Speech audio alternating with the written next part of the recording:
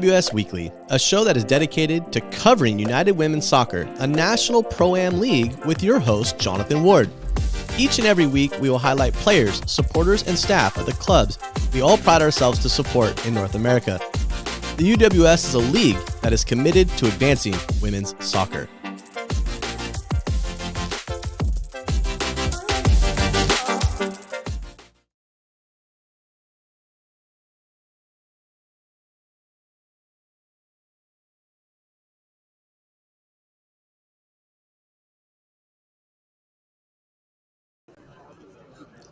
What's going on, everyone? Welcome back. We are live here at the United Soccer Coaches Convention in Kansas City. It's a lot to say, John. I'm apologizing. I am live with John Motta, the United States Adult Soccer Program, to talk a little bit about the meeting that occurred with some of the clubs, the member clubs for the league. So, John, first off, thank you for taking the time to join me. I really appreciate it. Give some insight into your role with USASA. And what we're looking forward to here in 2022, perhaps. Well, my role, I'm the president of U.S. Adult Soccer. Been president for going on 8 years. And my role is to govern adult soccer in the United States.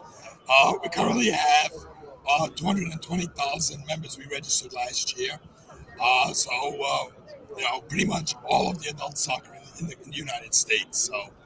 So what we have planned for 2022, we're bringing back the Steinbrecher Cup, which is exciting. And what is that cup for those who don't know? The Steinbrecher Cup is basically the cup for the champions of champions. Okay. So we have numerous adult leagues in the United States. Right. We have U.S. Adult Soccer, we got NPSL, we got USL, we got USSSA. We have all these entities that all have amateur champions. But who's the real amateur champion? So I developed the Steinbrecher Cup probably 8 years ago. Okay. And the purpose of the Steinbrecher Cup is to bring all these champions together to see who's the real amateur champion in the United States. So this year it's going to be held the first weekend in June. Hosted by the Michigan Bucks up in Flint, Michigan. Yep. They are 3-time defending champions. Okay. So that's why they're hosting it. We promised them on the third time they would host. So it will be held in Flint. And that's very exciting for us to bring that back. Okay, perfect. There was some other news about a seat at the table for women's soccer, women's adult soccer. Can you explain that a little bit more? Because I know that's a big part of you wanting to make sure there's a seat at the table for women. Well, it didn't start off as a seat for women, but I'll explain how we got there. I've always been a believer that on our board of directors at U.S. Adult Soccer, we should give us a voice to people that are members of USASA that are not part of the state association, UWS, NPSL, club soccer, right? So they're all members. They all pay the same dues as state association members, right, but they never had a seat on our board of directors. So I've been advocating since I became president that we need to dedicate a board seat to what we'll call the at-large group, that whole group. So when we had the discussion about it yesterday, Kendra, who's part of the women's National Women's Premier League, she said, and I think it might have been Roberto or somebody, both of them brought up the question, well, if you're giving us one seat, men and women are totally different animals, right? Yep. And I'm not to call them animals, but, it's different dynamic. And we should have 2 seats, one dedicated for the men and for the women. And I'll be honest with you, I never thought of it that way. I was just happy my board agreed to 1 seat. So I said, that's a very good point. Right. There are different dynamics in the women and the men's game. So my recommendation is, because we're running out of time to submit bylaw changes, but once that bylaw for the 1 seat comes to the floor, Kendra can go onto the floor to amend that to 2 seats, 1 for men and 1 for women. Awesome. And that's what the plan is. So hopefully, going forward, we'll have 2 additional seats, 1 for men, 1 for women. That would be awesome and amazing. I know it's good for the community to have Absolutely. That. What other information could you share with our community as it relates to that meeting? I know there was a lot discussed and some that is still to be pressed out and ironed out, but what were some of the things, the big bullet ticket items that are coming around that people need to know of? Well, in the men's game more so than the women's game, but they're probably both equal. The big elephant in the room is, can we make a pyramid of amateur soccer in this country? Yeah. Where we could do promotion and relegation, give opportunities. I know that's always been a hot topic for years. It has. And, to get it through at the professional level is going to be very, very hard. But why can't we start it at the amateur level? Right. So I threw that out there because I know that it probably is a controversial subject. It is. Right? Because, a lot of these leagues they're not owned by the NPSL, are owned by the teams. Right. UPSL is owned by, it's a business. Yep. So how do you tell someone who owns a business to give it up to go into a pyramid? So right.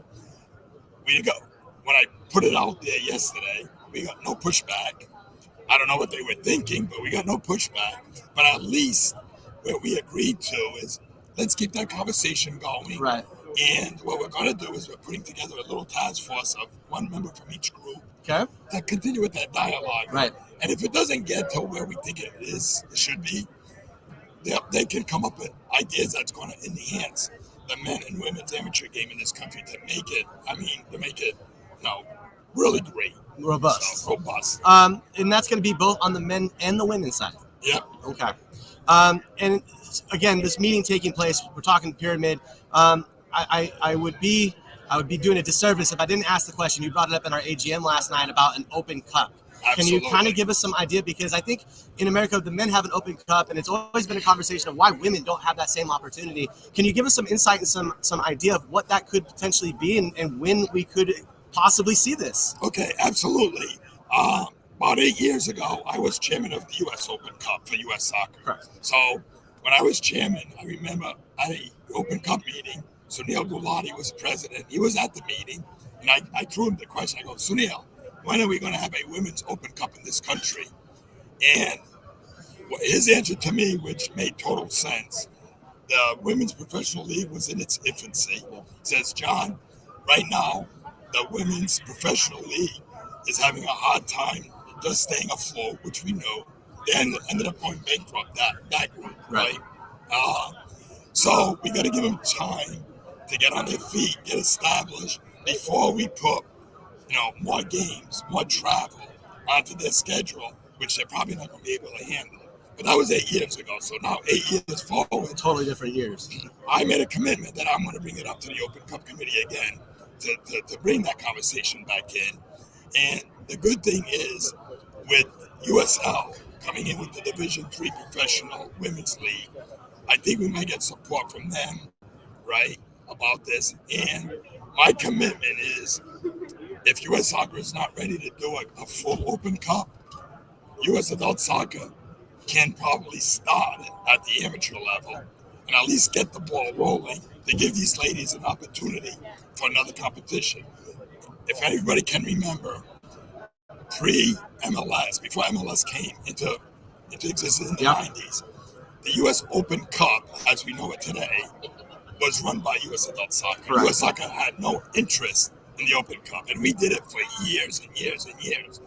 And then when MLS started to get involved, they took it back. They said, no, we own that property. We're taking it back. We're going to run it, which is fine. Right. So why can't we do it with the women? We can start it with the adults, right? Start it off and then let it, when the women are ready, then let the federation take it over. Awesome. Well, John, anything else that we didn't cover that came from that meeting that you're able to share with us at this time? No, that was about it. I mean, those were the biggest topics that we talked about, was the Women's Open Cup, the seat at the table, and the pyramid. So awesome. Well, John, I really appreciate you giving me the time. I know you've been running around all day. My voice can tell you talking to people, so I really appreciate you jumping on with us to have a conversation. Absolutely. Thank you. Cheers, sir. Yeah. All right, all, we are done finally with the convention. Thank you for everybody who has been tuning in, watching all of our live streams as we provide you as much coverage and opportunity to learn more about some amazing members of our community and some amazing opportunities in the world of soccer as we get ready for soccer here in 2022. We'll talk to everybody later. Cheers, everyone. Cheers. Excellent. It's time for a dedicated women's league to fill the gap between college and professional soccer. A league that's committed to advancing women's soccer, focusing on the development of the female soccer player during the summer months, elevating the competition to help each player reach that next level, providing high-level soccer for collegiate players, aspiring and former professionals, and international stars. Operating with professional standards because players and fans deserve an exceptional experience. Uniting players that inspire and are inspired. We are passionately growing the women's game. The future is bright for United Women's Soccer. It's time. Be part of the movement.